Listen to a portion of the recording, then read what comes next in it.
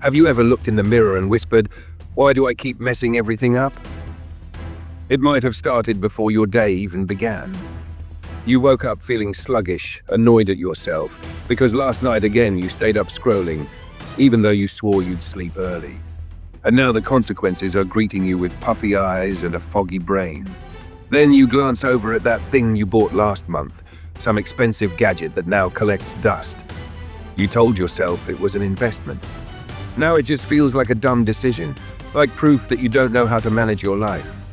Or maybe, while brushing your teeth, your brain suddenly hits rewind to something you said in a group chat 5 years ago. You remember the awkward pause, the silence, the weird look someone gave you.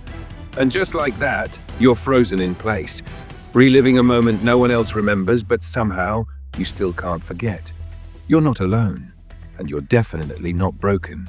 You're just human. But that doesn't mean you have to stay trapped in that mental loop. Let's talk about what's really happening. The truth is, your brain isn't your enemy. It's just trying way too hard to protect you. Even when everything feels fine on the surface, your mind will start whispering, "Are we really okay?"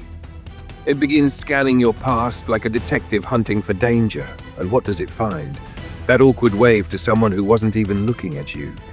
That cringy laugh you gave in a serious meeting. That one text you shouldn't have sent. This is called negativity bias. It means your brain gives more weight to one embarrassing second than to 100 quiet wins. And what makes it worse, your memory doesn't just replay things, it exaggerates them. Take Josh, for example. He once forgot a client's name during an intro call.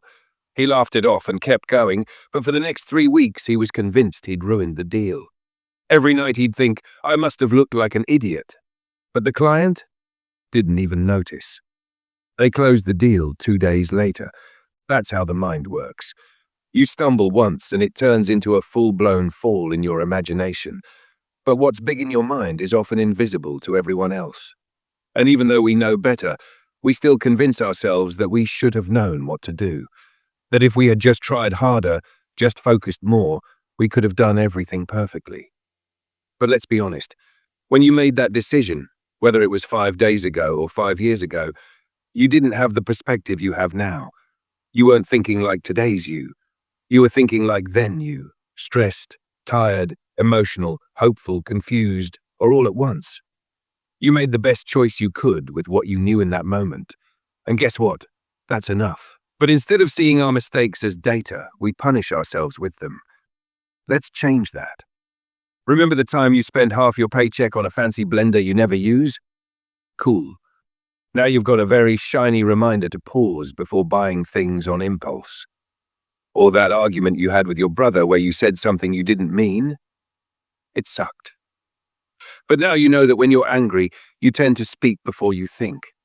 That's valuable insight. Regret isn't failure. It's feedback. And when you treat it like that, it becomes a tool, not a burden. Of course, some regrets feel smaller, the awkward ones, the cringy ones, like telling the barista "you too" after they said "enjoy your drink," or calling your teacher "mum" in front of the class. But come on, do those really deserve the hours of spiraling we give them? Laugh about it. Text your friend. Make a joke. Let those tiny moments become stories, not scars. Because the truth is, we give way too much weight to things no one else even remembers. And while we're on that, understand this, no amount of regret can rewrite your past. Replaying the same tape in your head won't change what happened. You can't think your way to a better yesterday, but you can act your way into a better tomorrow. So instead of sitting there feeling miserable that you skipped the gym again, get up. Write down 3 days this week you will go. Make a small plan.